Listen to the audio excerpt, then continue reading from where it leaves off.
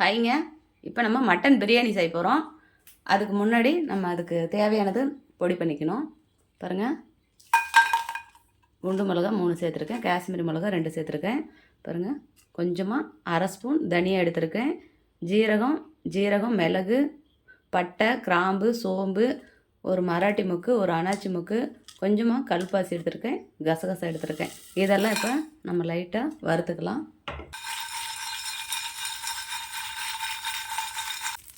ஒரே ஒரு ஏலக்காய் எடுத்திருக்கேன். பாருங்கள், ஒரே ஒரு ஏலக்காய் மட்டும் எடுத்திருக்கேன்.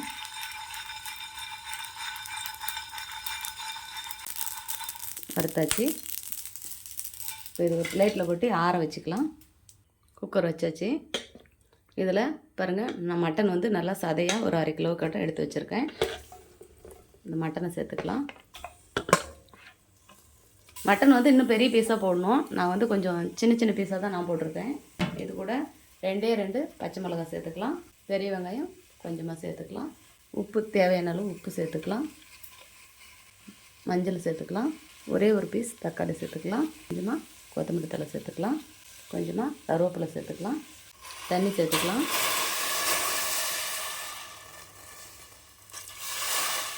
நான் வந்து 1.5 டம்ளர் தான் அரிசி எடுத்துருக்கேன். நான் பாஸ்மதி எடுக்கலை. நீங்கள் பாஸ்மதி ரைஸ் வேணாலும் சேர்த்துக்கலாம். நான் பாஸ்மதி சேர்க்கலை. நான் வந்து பொன்னி அரிசி தான் சேர்த்துருக்கேன்.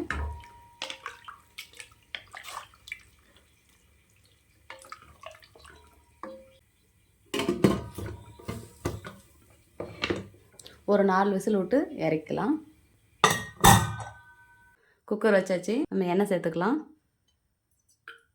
எண்ணெய் சேர்த்தியாச்சு. நம்ம கூட வந்து நெய் கூட சேர்த்துக்கலாம். எனக்கு வந்து நெய் பிடிக்காது, அதனால் நான் நெய் சேர்க்கலை. பாருங்கள், கொஞ்சமாக சோம்பு, பட்டை, கிராம்பு, ஒரே ஒரு மராட்டி முக்கு எடுத்துருக்கேன். ஜாதி பத்திரி கொஞ்சம் தான் எடுத்துருக்கேன். கல்பாசி எடுத்துருக்கேன். ஒரு பட்டை, ஒரு அனாச்சி முக்கு, சோம்பு, இது சேர்த்துக்கலாம். கூட பெரிய வெங்காயம், பச்சை மிளகா, கருவேப்பிலை 3 சேர்த்துக்கலாம். இது கூட பிரியாணி இலை சேர்த்துக்கலாம். ஒரே ஒரு ஏலக்காய் சேர்த்துக்கணும். பிரியாணி இலை ஒரே ஒரு ஏலக்காய் சேர்த்துக்கணும். நான் பிரியாணி ஸ்மெல்லு பிடிக்காது, அந்த பிரியாணி இலையோட ஸ்மெல்லு பிடிக்காது, அதனால் நான் சேர்க்கலை.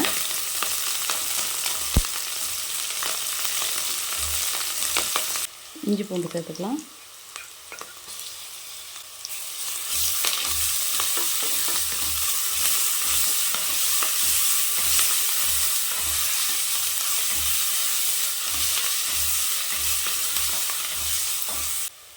புதினா கொத்தமல்லி சேர்த்துக்கலாம்.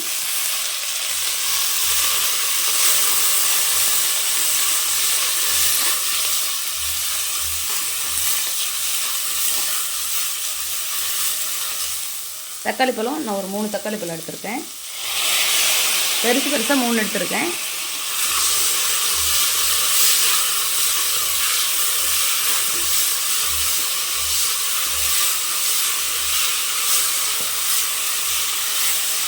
தக்காளி இன்னும் அதிகமாக சேர்த்துக்கிட்டோம் அப்படின்னா புளிப்புத்தன்மை வந்துடும். அதனால் தக்காளி சோறு மாதிரி ஆயிரும், தக்காளி சாதம் மாதிரி ஆயிரும்.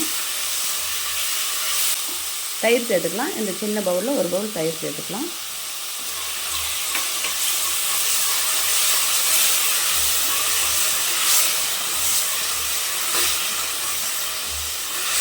இப்போ புதினா, கொத்தமல்லி, பச்சை மிளகாலாம் நம்ம அரைச்சி சேர்க்கலாம். அரைச்சி சேர்த்தோம் அப்படின்னா ஃப்ளேவர் மாறிடும். சாப்பாடு வந்து பச்சை கலரான மாதிரி ஆயிரும். அதனால் நான் அரைச்சி சேர்க்கல. அப்படி உங்களுக்கு பிடிச்சதுன்னா நீங்கள் அரைச்சி கூட சேர்த்துக்கலாம். நம்ம பொடி பண்ணி வச்ச மசாலாவை சேர்த்துக்கலாம்.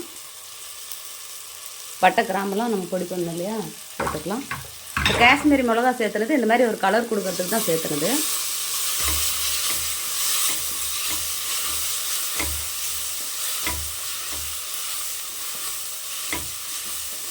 இப்போ மட்டன் தண்ணி சேர்த்துக்கலாம்.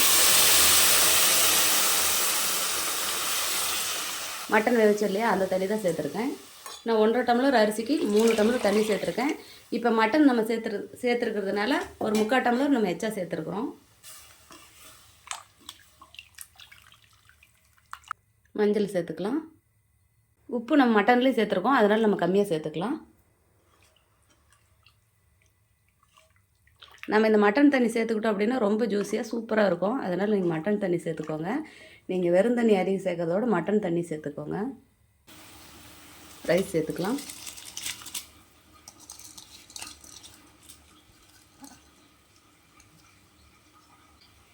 மட்டனை சேர்த்துக்கலாம் இதுலேயே.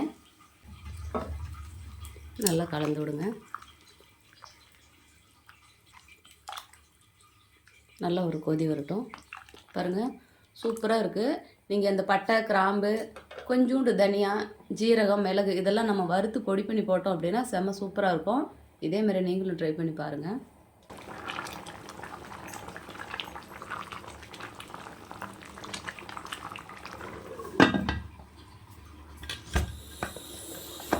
மூணு விசில் வரட்டும்.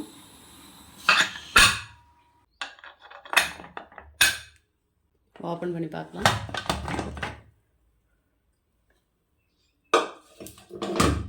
பாருங்கள், சூப்பராக கமகமன்னு மட்டன் பிரியாணி ரெடி ஆயிடுச்சு. பாருங்கள், மட்டன் பீஸ் வந்து பெருசாக தான் போடணும். நான் வந்து சின்ன பீஸாக போட்டிருக்கேன். நீங்களாம் சேர்த்துக்கிறதா இருந்தால் பெருசாக சேர்த்துக்கோங்க. பாருங்கள், சூப்பராக கமகமன்னு மட்டன் பிரியாணி ரெடி ஆயிடுச்சு. இதே மாதிரி நீங்களும் உங்கள் வீட்டில் செஞ்சு பாருங்கள். செஞ்சு பார்த்துட்டு எப்படி இருக்குன்னு எனக்கு ஒரு கமெண்ட் பண்ணுங்கள், லைக் பண்ணுங்கள், ஷேர் பண்ணுங்கள், ஒரு சப்ஸ்கிரைப் பண்ணிடுங்க. இப்படி இறக்கும்போது கொஞ்சோண்டு நெய் சேர்த்து இறக்கணுன்னா சூப்பராக இருக்கும். ட்ரை பண்ணி பாருங்கள்.